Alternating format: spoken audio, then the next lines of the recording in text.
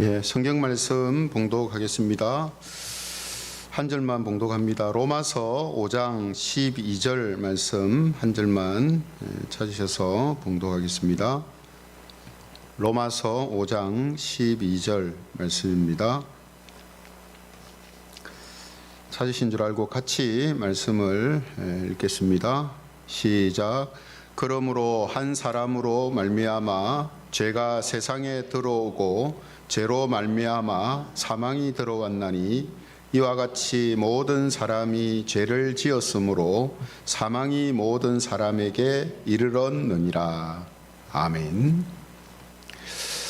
예, 오늘은 대요리 문답 25번째 시간으로 원죄와 자범죄에 대한 제목을 가지고 말씀을 함께 살펴보겠습니다. 주일 오후 시간은 좀 이렇게 몸도 조금 피곤하고 또 잠도 오고 그렇습니다. 하지만 우리가 좀 집중해서 성경도 같이 읽으면서 교리들을 조금 살피는 그런 시간을 가지면 좋겠습니다. 오늘 제목도 좀 딱딱하죠. 원죄와 자범죄 뭐 이런 제목인데 좀 딱딱한 내용입니다만 또 우리가 딱딱한 음식도 영적으로 먹어줘야 우리 건강, 영적인 건강도 유지가 되고 또 성장을 할 수가 있습니다. 그래서 오늘 조금은 딱딱한 내용이지만 같이 좀 살펴보면 좋겠습니다. 우리가 이 세상과 또 사람을 이제 보게 되면요, 항상 이 세상은 고통을 야기하는 그런 일들이 많습니다. 그 고통의 이제 주 원인은 사람들이죠. 사람들이 고통을 야기시키고 또 그 야기시킨 고통을 통해서 다른 사람들이 고통을 받는 이런 악순환이 계속 반복되는 것이 이제 이 세상이다, 이렇게 말할 수 있습니다. 그래서 사람들은 고통이 왜 생기는가? 물론 사람들에 의해서 야기가 됩니다만 또 사람들이 해결을 할 수 있다고 생각했기 때문에 고통의 원인이 무엇인지를 고민하고 또 생각을 해왔습니다. 그래서 불교 같은 경우에는요, 고통의 원인이 마음에서 나오는 욕심이다, 이렇게 보고 이 욕심이 생기지 않도록 하는 것, 이걸 이제 무아라고 합니다. 나 안에서 욕심이 나오니까 나를 잊어버리고 내가 없으면은 욕심 자체가 안 나오니까 고통도 없을 거다. 이게 이제 무아의 이제 개념이거든요. 그래서 그 고통을 야기시키지 않으려면 욕심이 안 생겨야 되는데, 욕심이 안 생기려면 눈으로 보고 듣고 하는 것들이 없어야 된단 말이죠. 그래서 산으로 들어가는 겁니다. 산으로 들어가서 속세와 끊고 지내면 눈에 보이고 귀에 들리는 이런 것들이 정욕을 불러일으키지 않기 때문에 무아의 상태로 살 수 있는 최적의 환경이라고 생각해서 산으로 들어가서 수양을 하는 거거든요. 그리고 그 무아의 상태가 완전하게 되는 것을 해탈이다, 이렇게 이제 표현을 합니다. 아무 욕심도 없고 자기가 없는 거예요. 내가 없고 욕심도 없고. 그러니까 이 상태를 이제 최고의 불교의 경지라고 하는 해탈이다, 이렇게 하거든요. 근데 뭐 이런 부분들도 뭐 잘 되지 않죠. 잘 될 수가 없습니다. 예. 또 우리가 사회적인 관점에서 보면요, 여러 가지 이제 고통의 원인을 이야기하는데 그 중에 하나가 문맹과 무지다라고 이렇게 보는 시각이 많았거든요. 그래서 사람들이 무지하니까 이 고통을 계속해서 야기시키고 발생시킨다.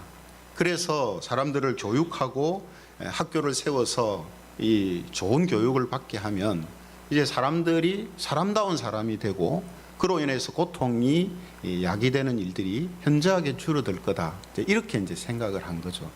그런데 이런 이제 생각이 한 번에 무너진 것이 1차, 2차 세계대전입니다.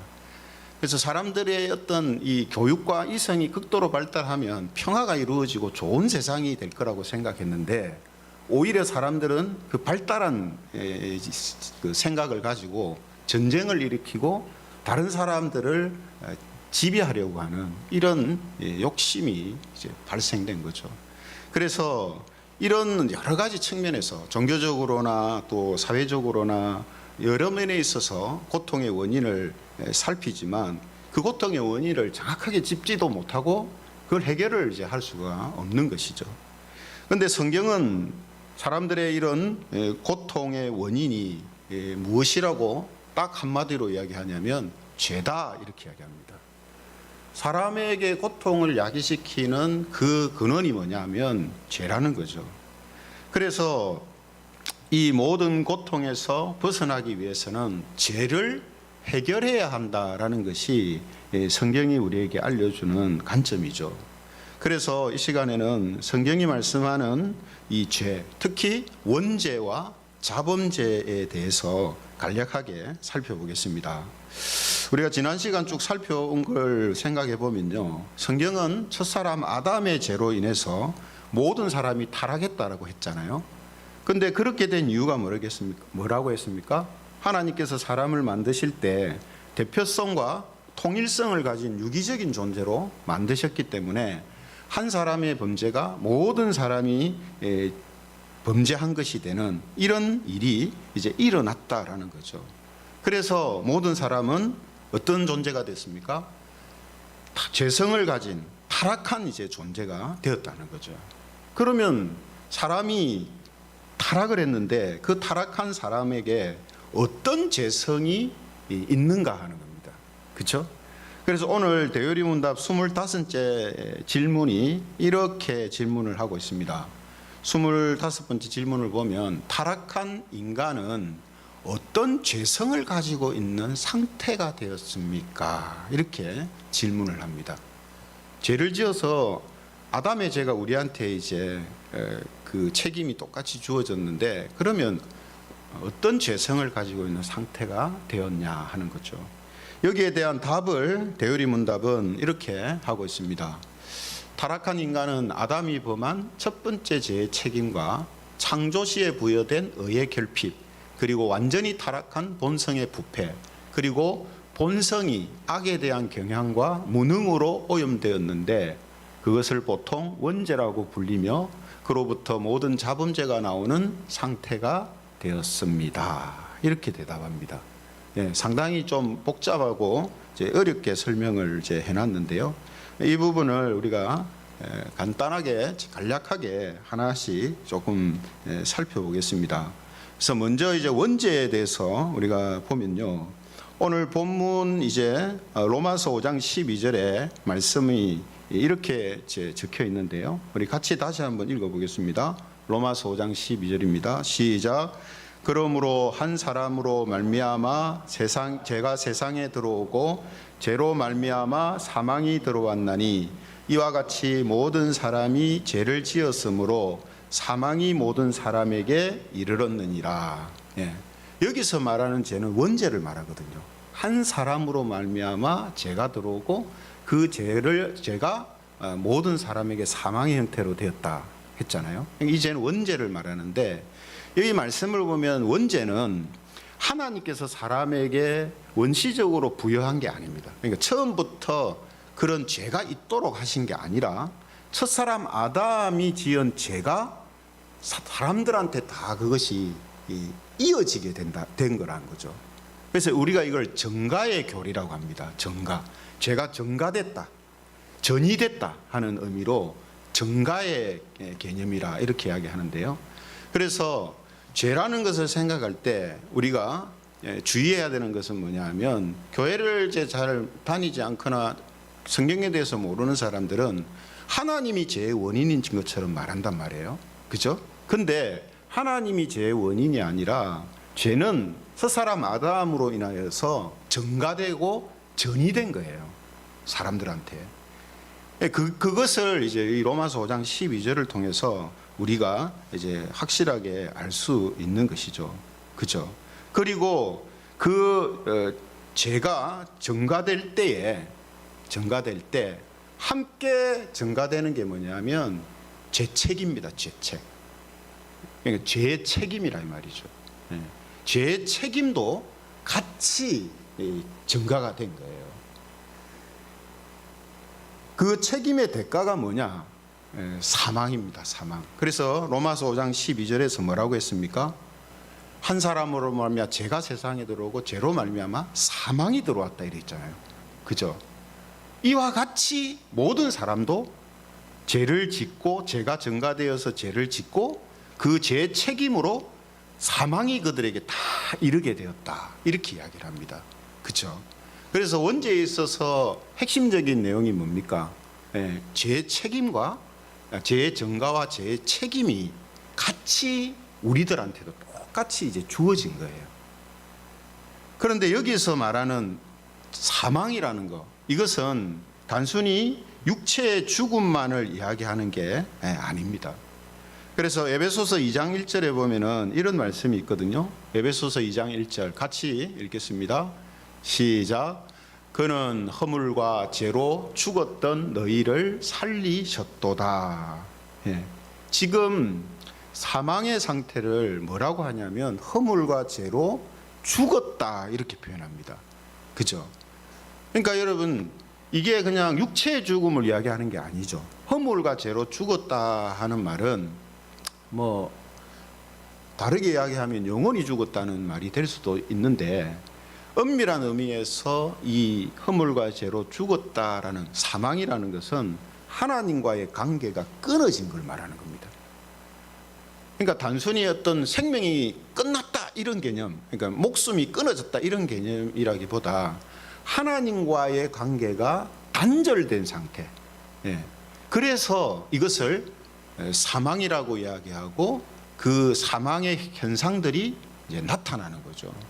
그래서 마치 땅에 심겨져 있는 뭐 꽃이나 나무를 뽑아가지고 이렇게 꽃꽂이를 해놨을 때에 그 상태는 겉으로 보면 살은 것처럼 보이지만 사실 죽은 거거든요.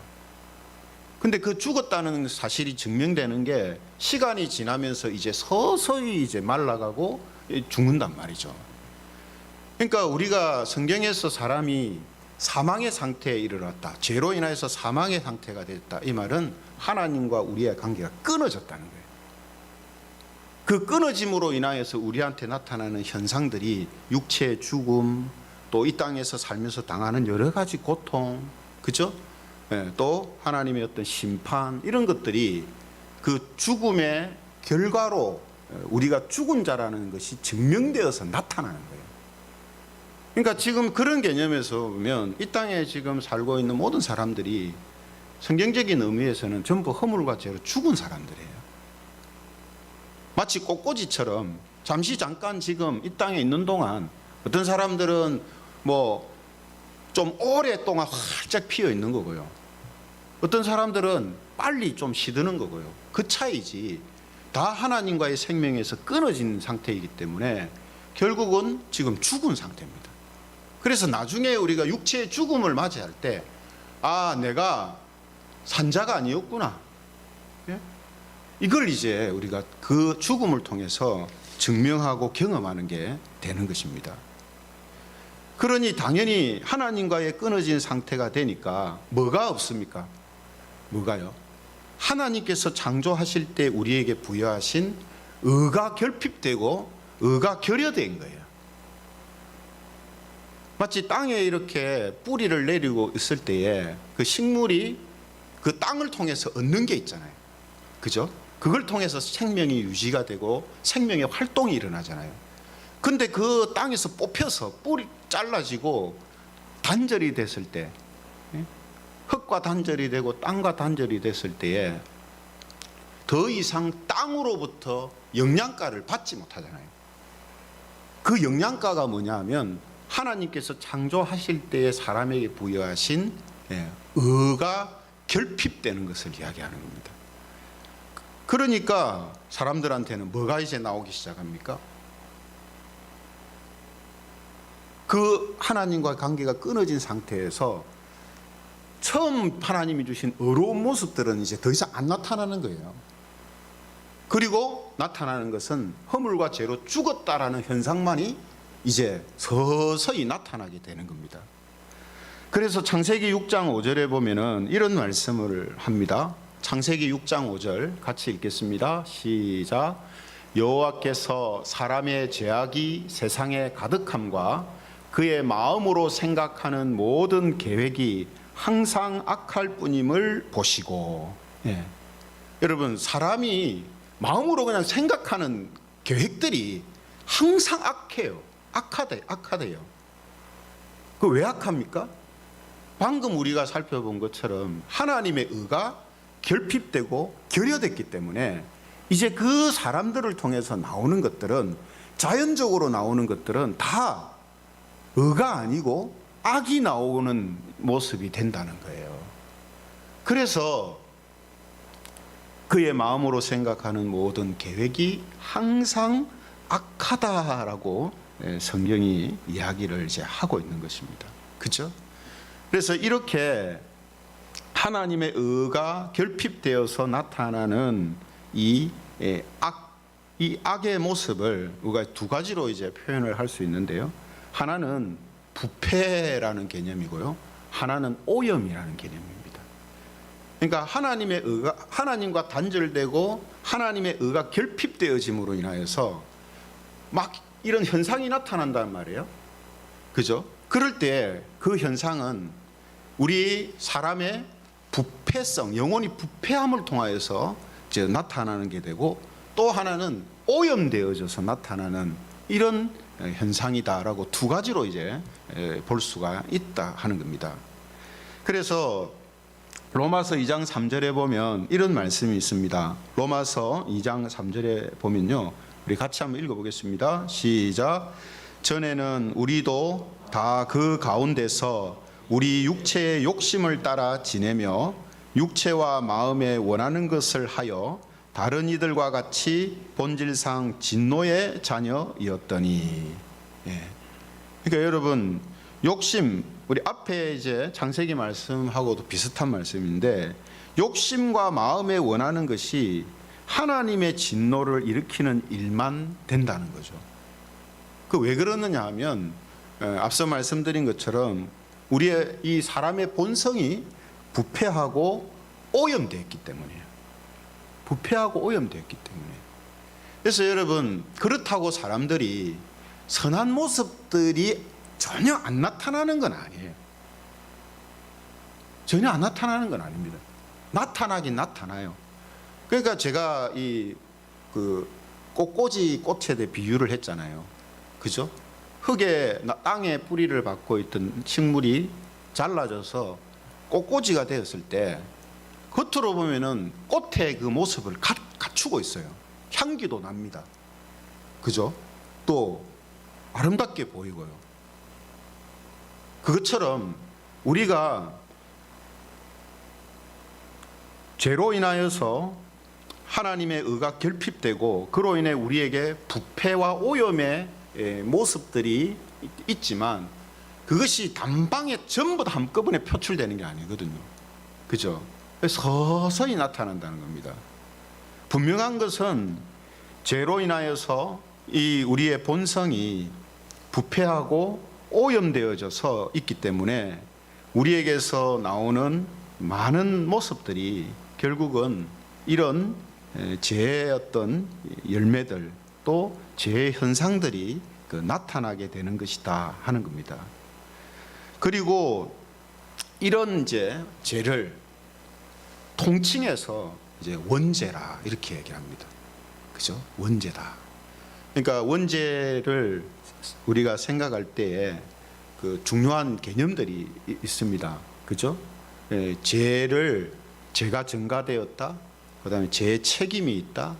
또 하나님과의 단절이 되었다. 의가 결핍되었다. 그다음에 뭡니까? 부패와 또 오염이 우리에게 일어나게 되었다. 이게 이제 우리가 첫 사람 아담이 범죄한 그 원죄가 우리에게 이어짐을 통해서 사람들에게 나타나는 그 원죄의 현상이에요. 이게요. 그리고 그 원죄로 인하여서 여러 가지 다양한 죄의 형태들이 사람들을 통해서 나타납니다. 그것을 오늘 대요리 문답은 뭐라고 했냐면 자범죄라 이렇게 했습니다. 자범죄라는 말은 우리 한자로 이제 표현하면 우리가 이제 자기 스스로 지은 죄 뭐 이런 의미가 되는데, 원죄를 제외한 모든 일반적인 죄를 자범죄다 이렇게 표현을 이제 할 수 있습니다. 그 범주 안에 다 들어가는 거죠. 그래서 결국 사람들이 이런저런 죄악을 행하고 죄를 짓고 하는 것들은 원죄에 기인하여서 이 자범죄로 연결되어지는 거라는 겁니다. 그로 인하여서 고통이 야기되고 하는 거죠. 그러면 여러분, 서두에 제가 말씀드린 것처럼 사람에게 있어서 고통의 원인, 그 원인이 뭐겠습니까? 죄입니다. 그 죄 중에서도 원죄예요. 그죠? 근데 세상은 어떻습니까? 이런 구조로 죄에 대하여서 고통의 원인에 대하여서 이해를 못하니까 자범죄만 해결을 하려고 하거든요. 자범죄만. 그러니까 사람들이 행동으로 짓는 죄들만 통제하고 억제하고 그것만을 개선시키는 교육이나 또 어떤 일들을 행하면 사람들이 악을 행하지 않는 상태가 될 수 있다라고 그렇게 기대를 하는 거예요. 그러나 앞서 말씀드린 것처럼 그런 사람들의 기대는 가능치가 않다라는 것이 우리 세계 인류 역사를 통해서 그게 증명된 겁니다. 그래서 사실 이 서양 사회에서요, 1, 2차 세계대전을 통해서 서양 사회의 어떤 이 철학 사고가 붕괴돼요. 지금식으로 말하면 멘붕이 온 거예요. 멘붕이. 네. 그동안 기독교 신앙이라는 기독교 문화 속에서 살다가 그것을 깨뜨리면서 사람의 이성이 제일이다. 이성적으로 모든 것을 판단하고 결정하고 사람들을 이성적으로 교육시키고 훈련시키면 성경이 이야기하고 있는 천국이 이 땅에 이루어질 수 있다라고 사람들이 이제 기대를 하기 시작했단 말이에요. 그런데 세계대전을 통해서 그 사람들의 이상, 꿈이 한순간에 다 무너져 버린 거예요. 그래서 서양 사상사가 그때부터 멘붕 상태에 빠집니다. 이제는 더 이상 뭔가 찾아낼 수 있는 게 없고 대안이 없는 거예요. 왜냐하면 그전에는 기독교 사상에서 답을 찾았단 말이에요. 근데 기독교 사상을 버리고 사람의 어떤 이성에 호소하면서 세상적인 것에서 찾으려고 했는데 그게 붕괴되니까 더 이상 이제 찾아낼 수 있는 게 없어진 거예요. 그렇다고 다시 기독교 사상으로 사람들이 돌아가느냐 하면 그것도 못하고, 그죠?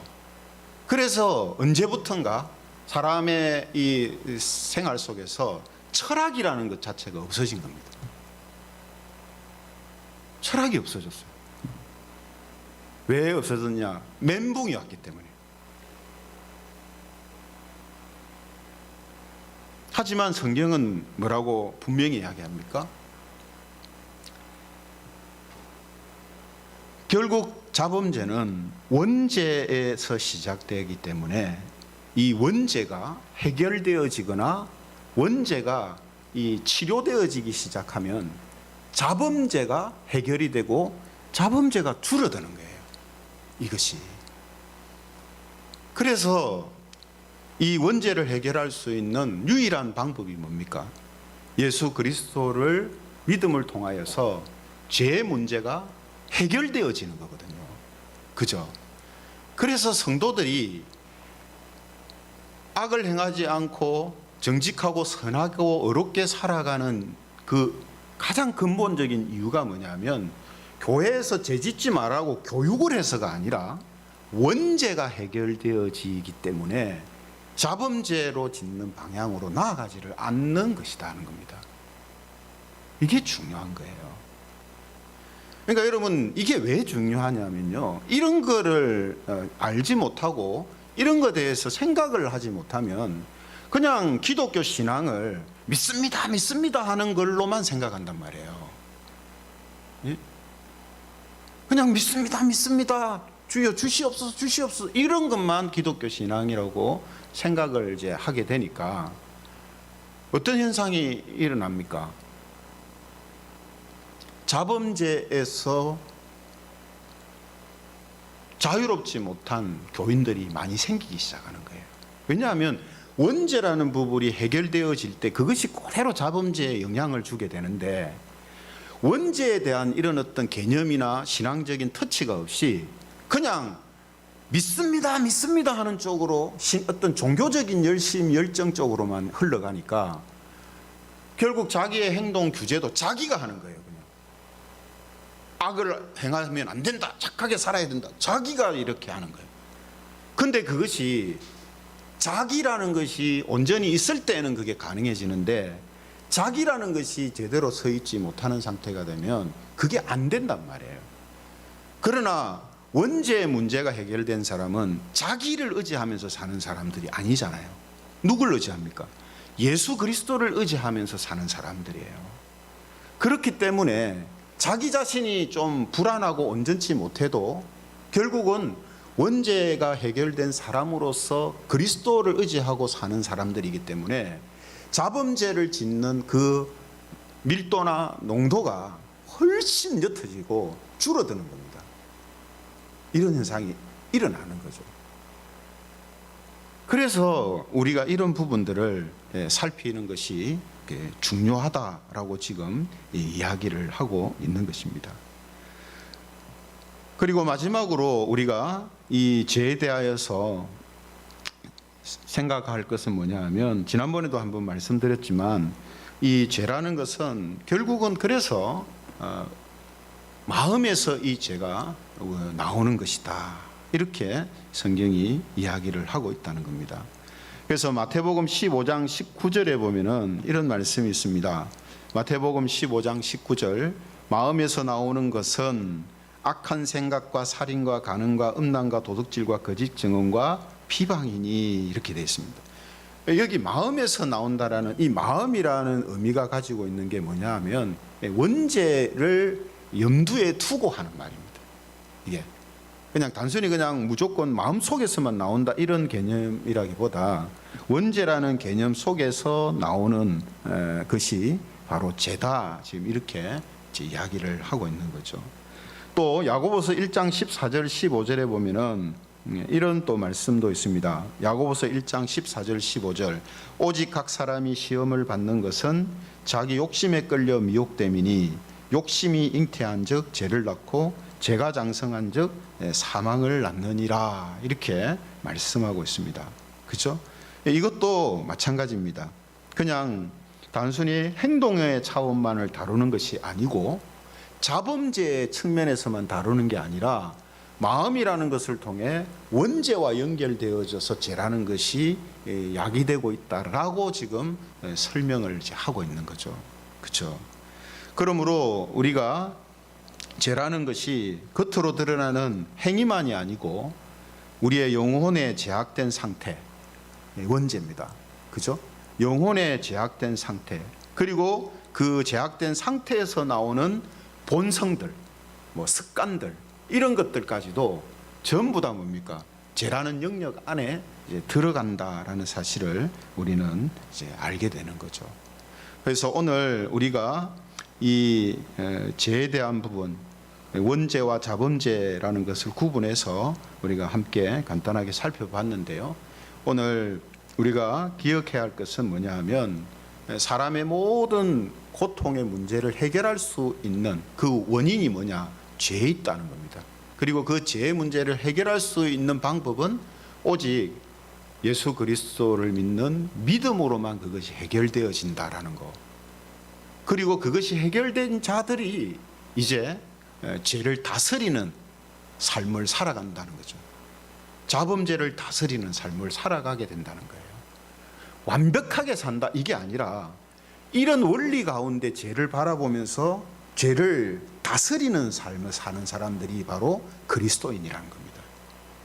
그러니까 벌써 이게 죄를 바라보고 다루는 방법도 다르고 원리도 다른 거예요. 세상 사람들하고는. 그렇죠? 그래서 오늘 이런 사실을 다시 한번 확인하면서 저와 여러분들은 예수님을 믿음을 통해서 원죄의 문제가 이제 책임이 해결된 자들입니다. 그리고 동시에 그 책임이 해결되니까 타락한 본성에서 본성이 부패하고 오염된 상태가 나오는 것이, 이것이 이제 중단되거나 이것이 이제 더디게 움직이는 거죠. 그죠? 죄의 문제가 해결이 됐으니까. 근데 왜 이게 완벽하게 안 되느냐 하면, 오늘 우리가 지금 살고 있는 이 땅에서는 그 문제가 완벽하게 해결이 되지 않습니다. 그래서 신자들이 이 땅에서 사는 어려움이 있는 거죠.